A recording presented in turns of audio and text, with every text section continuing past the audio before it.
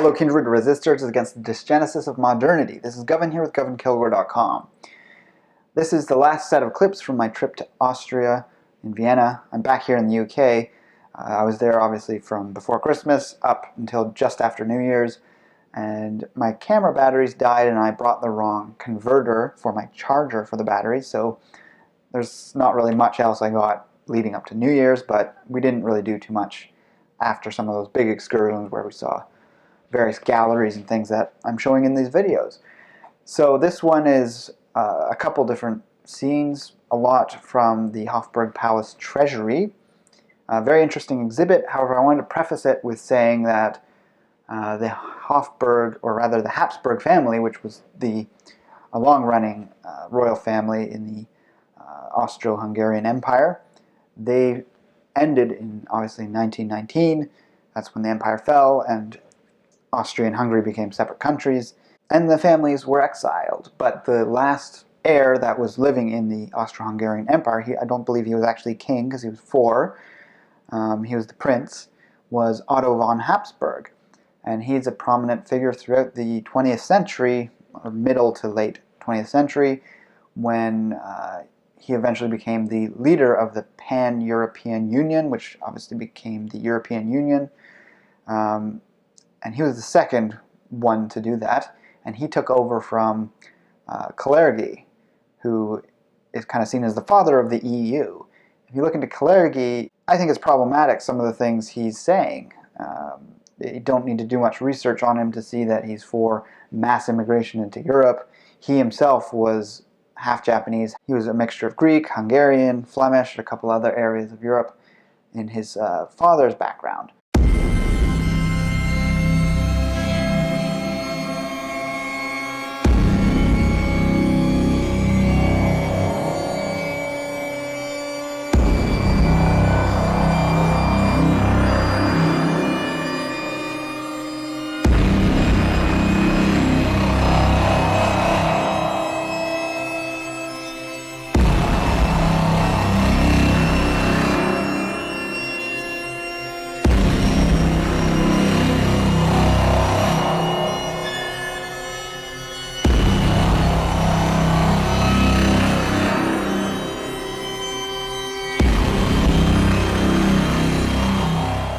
So he had a predisposition, obviously, or maybe a bias towards seeing people who were just European, especially the peoples of Europe, who weren't as from a diverse number of backgrounds as him.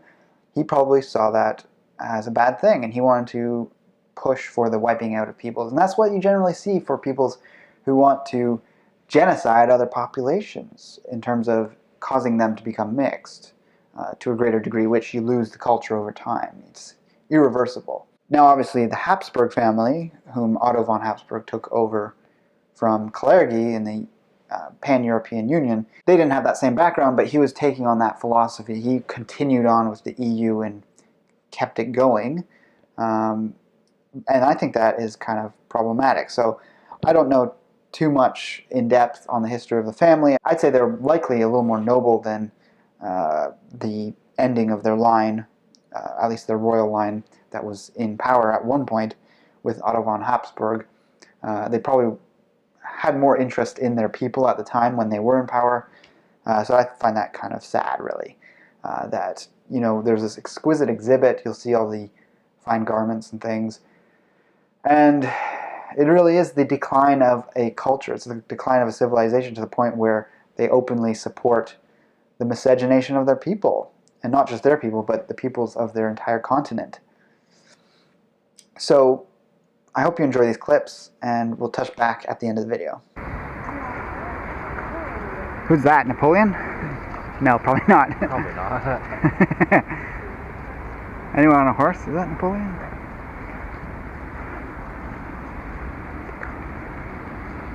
Is this the entrance here? That's one of the boats. It's good to go to the center. The center, okay. Wow, that's an amazing cityscape.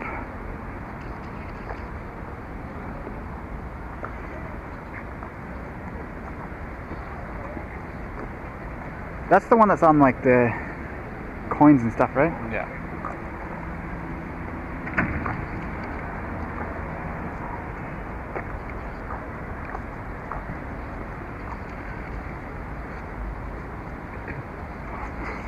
see.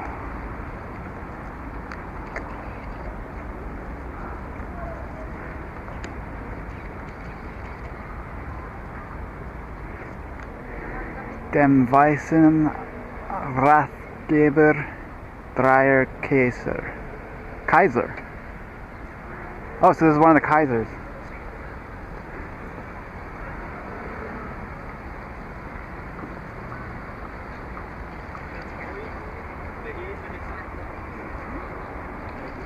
I cannot read that. 1865. Oh, Franz Josef. Okay. He was one of the famous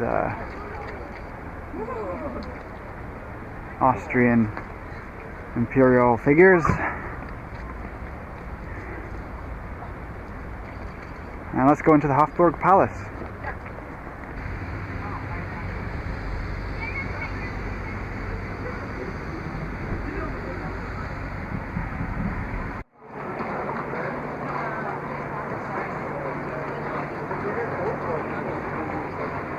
You see the design? Yeah. Underneath the... 5 golden things. no, this thing here, like it's almost like a spiral, but it's like jagged.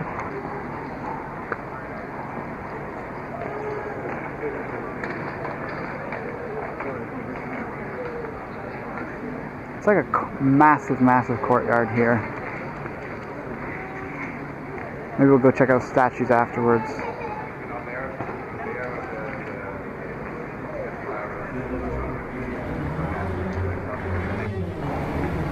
So we just came through there, another courtyard, and this is where the treasure is if you want to see the Holy Lamp. It's kind of confusing to get to.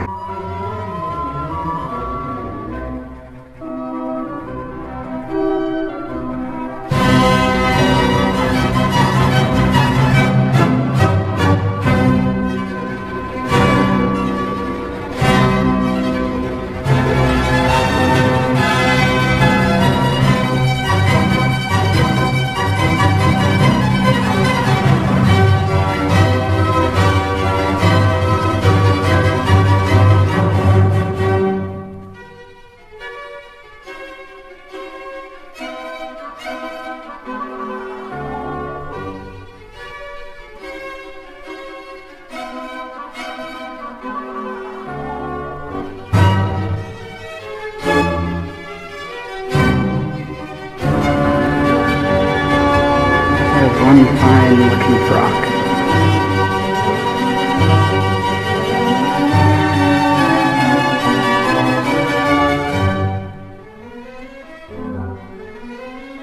What?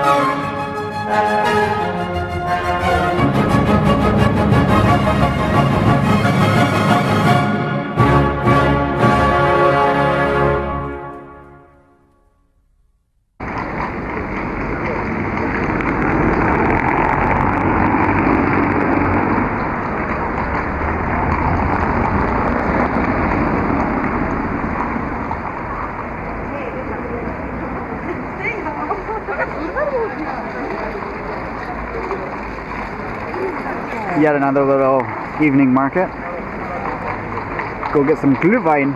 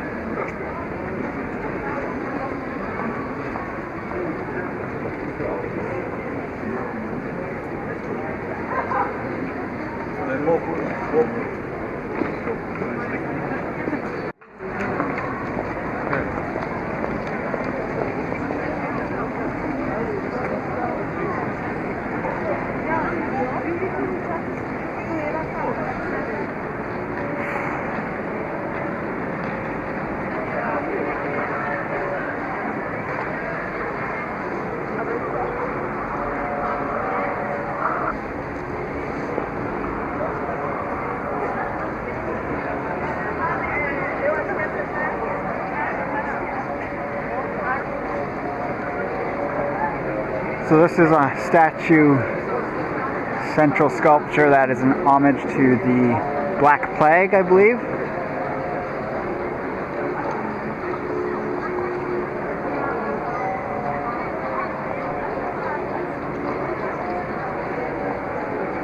I guess this is someone dying of the Black Plague, perhaps. He looks kind of sickly. There's these pine cones all around it. It's quite interesting.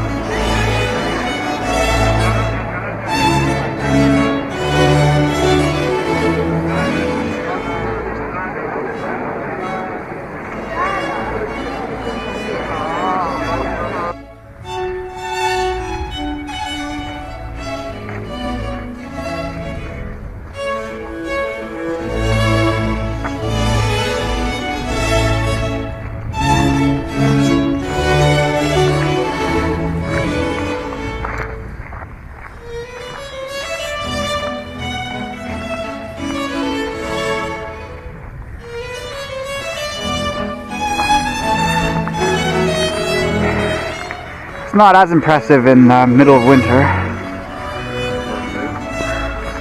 In summer? Well, compared to the pictures I've seen. What's that crane? Like, that's totally disrupting the view. This ugly crane.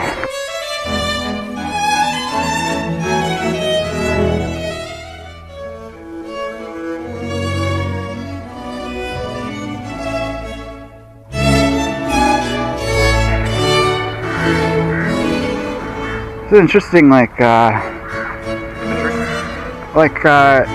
woman, half animal. Well, it's a sphinx, right? What's the thing? Half lion, half human. Yes. So these gardens are usually a little more colorful.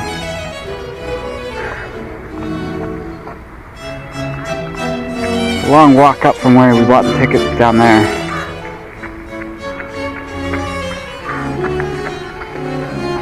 What are these birds wanting? What's up, crows? What the fuck is this in the middle?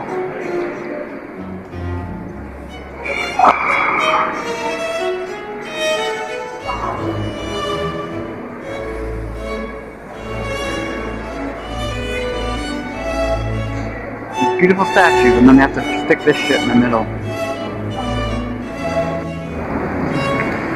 So there's this amazing room in the Belvedere, all this old architecture, paintings, but then you have this bullshit in the middle, these random annoying colored lights,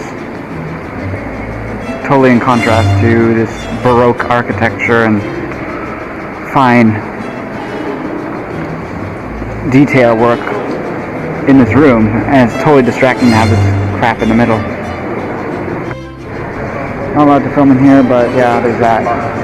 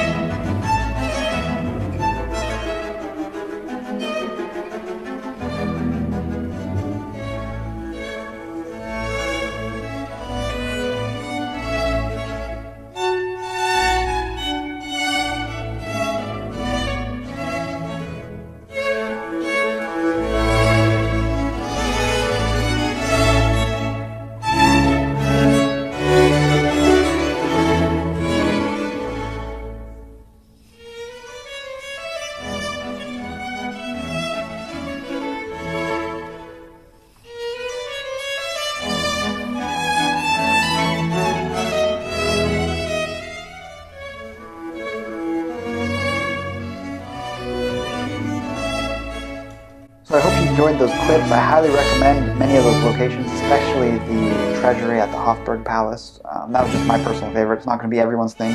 People might be more interested in the more cultural side of the paintings at, say, the Belvedere, and there's other locations like the Fine Art Museum that was right around the corner from Hofburg Palace. Obviously, the Natural History Museum's there as well. And there's many other locations.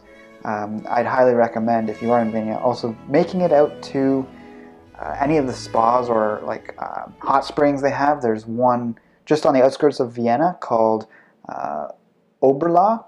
I went there one afternoon, spent 3 hours in a sulfur pool that was, it looks like a regular pool, but they bring in the water from sulfur springs nearby, and very clear water, very clean. It's very heavily salted naturally. It's not chlorinated.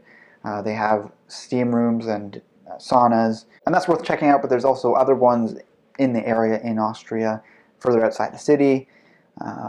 Yeah, just if you ever make it out that way, it's one of the most spectacular cities I've ever seen. Definitely need to make it back there in my lifetime, because there was tons I didn't see. And it has a quality about it that I think has been lost from a lot of European cities that were subject to bombings and the wars in the past, and that's really fantastic that it was preserved. And actually, there is definitely one thing that we could say is decent about Otto von Habsburg is from the US when he was in exile during World War II, because Hitler wanted him killed for opposing what he wanted to do with the annexation of Austria. But what he did from Austria was really convince the Allies to leave Vienna as much as possible from being bombed. So there's a lot of very old, very historic buildings that are just incredible to see, and they have a quality about them that I think transmits that old cultural heritage on to those who then live in the city afterwards. That was obviously lost in places like Berlin or Warsaw in Poland or any other of the major Western European cities that were the target of air raids of varying types. Dresden as well. So do let me know what you think in the comments below. Like, favorite, and share the video if you feel so inclined. And with that, I'll talk to you again soon on this trip I'm taking. Upcoming next is other parts of the UK. So with that, take care, and may you spread logic and alt-right virtues among the dildotariat.